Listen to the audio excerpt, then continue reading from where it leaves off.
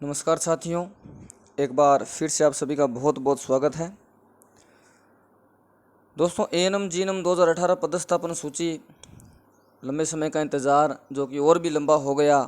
काफ़ी लंबे समय से तो इंतज़ार कर रहे थे, 3 बार फॉर्म भरवा गए। उसके बाद जो इंतज़ार जो समय हमने निकाला मुश्किल से, उस समय के इंतज़ार को और भी लंबा कर दिया विभाग ने। 31 जुलाई के दिन आपकी लिस्ट जारी की थी। आप सभी को मालूम है, काफ़ी भाई बंधु इसमें परेशान भी हुए थे। अपना जो सामान वगैरह पैक करके 31 या 1 अगस्त के दिन निकल भी चुके थे।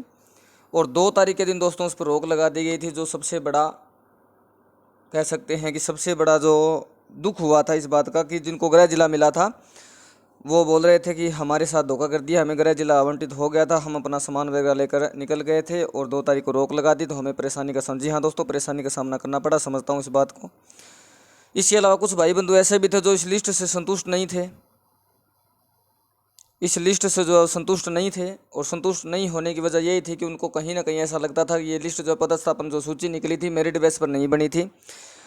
ये बात मुझे भी ऐसा ही लगा था कि मेरिट बेस पर नहीं बनी थी। ऐसा लगा था कि दोस्तों ऐसा ही था कि कुछ ना कुछ इसमें गड़बड़ी हुई थी। मेरिट पूरी तरह से जो है भाई बंधु से संतुष्ट नहीं थे। लेकिन जिनको गृह जिला आवंटित हुआ था वो कंप्लीट 100% इससे संतुष्ट थे। 100% इससे संतुष्ट थे कि हमें अपना गृह जिला या गृह जिले के नज़दीक जगह मिल चुकी है, हम इस लिस्ट से संतुष्ट हैं, हम अपना सामान वगैरह पैक करके जा रहे हैं। जैसे ही वो दोस्तों निकले 1 तारीख के दिन, कुछ निकल गए थे, कुछ नहीं निकले थे, क्योंकि 6 से 7 अगस्त तक आपके पास समय था। 6 से 7 अगस्त के दिन तक आपको वहाँ पर ज्वाइनिंग लेनी थी।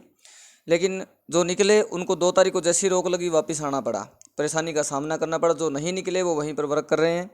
कुछ कैंडिडेट ऐसे थे जो कार्यमुक्त होकर चले गए थे, कार्यमुक्त होकर अपने नए स्थान पर चले गए थे, लेकिन वहाँ से उनको वापस परेशानी का सामना करते हुए वापस भी आना पड़ा।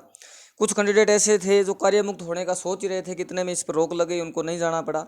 और कुछ दोस्तों ऐसे थे जो वर्तमान समय में भी कार्य मुक्त ही चल रहे हैं। पदस्थापन सूची को निकालने के संदर्भ में विरोध प्रदर्शन में वहाँ पर प्रदर्शन में बैठे थे, और विरोध प्रदर्शन के दौरान सूची दोबारा जारी करवाने की मांग थी, लेकिन वो सूची जारी अभी तक तो हुई नहीं। अब आपके मन में दोस्तों रोज़ाना कहें डेली कहें, आपके मन में ये रहता है कि इसकी कोई अपडेट यदि लगातार मिलती रहे तो थोड़ी संतुष्टि रहे। ये आपके मन में डेली चलता रहता है, रोज़ाना आपके मन में चलता रहता है।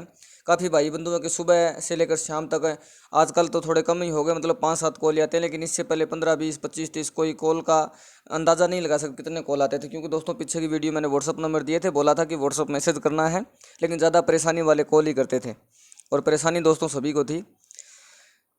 अब उस सूची का तो इंतजार कर रहे हैं। उसमें सबसे बड़ा जो सवाल है दोस्तों आपकी तरफ से मुझे यही पूछा जा रहा है कि दोस्त सर ये सूची आएगी या नहीं आएगी। तो इसका जवाब दोस्तों है कि ये सूची आपकी आएगी, लेकिन अब कितना इसमें समय लगेगा दोस्तों इसका कुछ मालूम नहीं है। पिछला जो वीडियो मैंने ये बनाया था उसमें भी मैंने आपको यही बताया था कि इसमें कितना समय लगेगा कितना नहीं लगेगा। अब इसका किसी को नहीं मालूम, मुझे नहीं मालूम है, आपको नहीं मालूम है, ना ही जो संघर्ष समिति के सदस्य वहाँ पर धरना प्रदर्शन करके बैठे हैं, प्रयास करें, उनको भी नहीं मालूम है कि कितनी कब आएगी।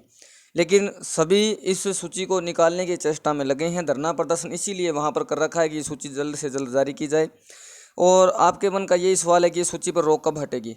जिन भाई बहनों को ये गृह जिला मिला था, जो इस सूची से संतुष्ट थे, उनको ये लगता है कि सूची आनी चाहिए, ये रोक जो है वो जल्द से जल्द हटनी चाहिए, ताकि हम अपने नए पदस्थापन पर स्थान, जो नया पदस्थापन है उस स्थान पर पदस्थापन हम अपना कर सकें, उस स्थान पर हम ज्वाइन कर सकें।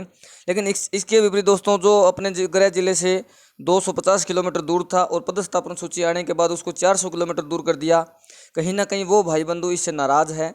नाराज़ इसलिए है कि वो पहले 250 किलोमीटर दूर था अपने गृह जिले से। सोच ऐसा रहा था कि मैं गृह जिले के नज़दीक जाऊंगा तो 50 या 40 किलोमीटर दूर रहूंगा या फिर गृह जिले में ही चला जाऊंगा, लेकिन उसको वहाँ से पदस्थापित करके 400 किलोमीटर तक दूर कर दिया गया है। वो इस सूची से परेशान है। उनके भी इस वीडियो में कमेंट आएंगे कि इस सूची को निरस्त करना चाहिए, और जबकि जो इस सूची से संतुष्ट है उनका कमेंट ये आएगा कि इस सूची को जारी कर देना चाहिए। जो संतुष्ट है उनको ज्वाइनिंग दे देनी चाहिए, जो संतुष्ट नहीं है उनकी परिवेदना लेनी चाहिए। ऐसा ऐसे दोस्तों इस वीडियो कमेंट में मत आते रहेंगे, आप पढ़ते जाइएगा।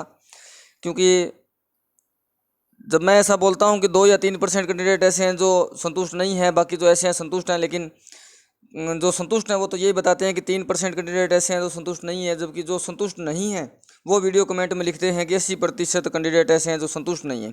अब दोस्तों इसका देखो, यदि 10 में से मैं बात करूं कि 10 में से कितने संतुष्ट हैं, तो 10 में से जब मैं आंकड़ा चेक करूंगा तो मुझे 7 कैंडिडेट संतुष्ट मिलते हैं, 3 जो कैंडिडेट है वो असंतुष्ट मिलते हैं। ये आंकड़ा, इससे हमें 30% और 70% का अंदाज़ा हम लगा सकते हैं। अब सबसे बड़ा जो सवाल है, लिस्ट आएगी या नहीं आएगी, आएगी तो कब आएगी, नहीं आएगी तो क्यों नहीं आएगी। दोस्तों सूची जो है आपकी आएगी, ये तो कन्फर्म है। डिपार्टमेंट ने इस पर रोक लगाई है। रोक लगाने का मुख्य कारण यही है कि इसमें डिपार्टमेंट ने भी ये माना है कि इसमें कुछ ना कुछ तो गड़बड़ी है, तभी रोक लगाई है, वरना सूची पर रोक लगाने की कहीं आवश्यकता नहीं थी। अब सूची पर ये रोक कब हटेगी, इसका दोस्तों आइडिया अभी हम नहीं लगा सकते कब हटेगी, लेकिन इतना हम कह सकते हैं कि यदि ये सूची पर रोक जल्द से जल्द अगर हटनी होती तो इतने संघर्ष के बाद, इतने प्रयास के बाद, इतने नारेबाजी के बाद अब तक हट गई होती। मंत्रियों से मुलाकात की गई, रघु शर्मा जी से मुलाकात की गई है, चिकित्सा मंत्री जी रघु शर्मा जी है, उनसे संघर्ष समिति ने मुलाकात कर ली है। स्वास्थ्य भवन के जो मंत्री जी हैं उनसे भी बात कर ली है। बात करने के बाद सभी मंत्रियों जी से यही मिल रहा है कि आपके बात पर अमल किया जाएगा या जल्द से जल्द आपका समाधान कर दिया जाएगा।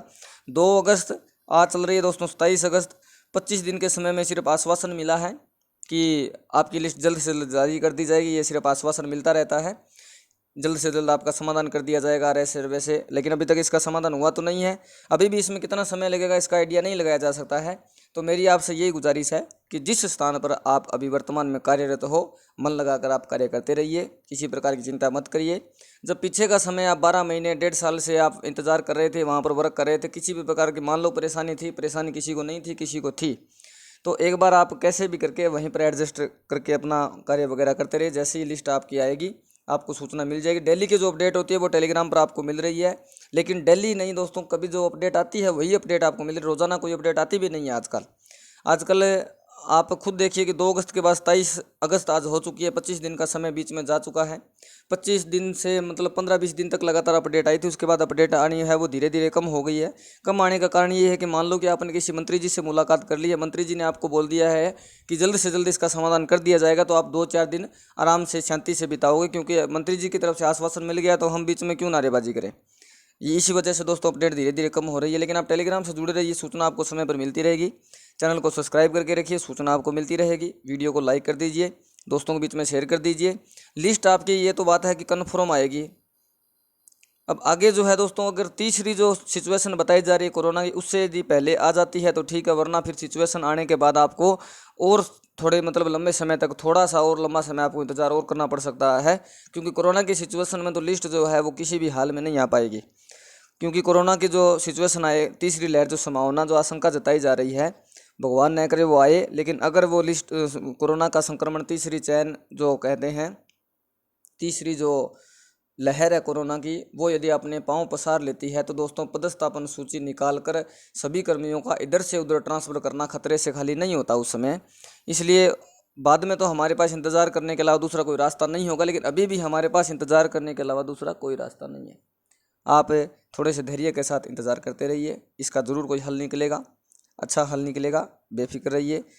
जो ये सोच रहे हैं कि निरस्त होनी चाहिए, उनके पक्ष में भी दोस्तों की चिंता मत करिए, कोई ना कोई आपके पक्ष में ज़रूर अच्छा फैसला आएगा, बेफिक्र रहिए, सभी मस्त रहिए, स्वस्थ रहिए। बहुत बहुत धन्यवाद, थैंक यू।